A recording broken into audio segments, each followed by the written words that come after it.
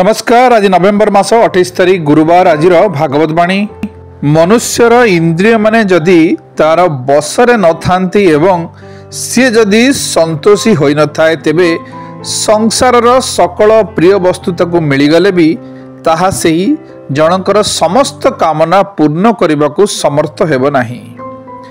प्रारब्ध अनुसार जहा मिलिजिव सेतिकरे संतुष्ट होउतबा व्यक्ति ही सुखर जीवन अतिबाहित करे, किंतु निज इंद्रिय मानकु बस करि पारि नथिबा पुरुष त्रिलोक राज्य पाइगले मध्य सुख पाई पारे नाही।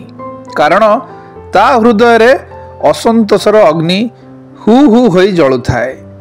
धन और भोगरे संतुष्ट न हेबा ही हेउछि जन्म मृत्यु चक्र रे घुरिवार कारण तथा जहा किछि मिल जाए सेतिरे संतुष्ट हेबा ही मुक्तिर कारण।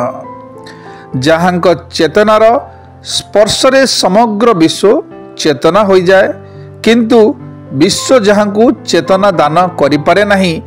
विश्व सोई पड़िले मध्य जे प्रलय काल रे जाग्रत रहंती, जहांकु एई विश्व सिना जानी पारु नाही, किंतु जे विश्व को जानती से ही परमात्मा।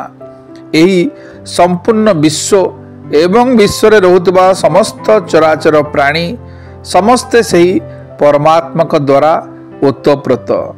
तेणु संसार कौनसी पदार्थ रे मोह न रखी केवल जीवन निर्वाह उद्देश्य रे ताहा उपभोग करिबा उचित।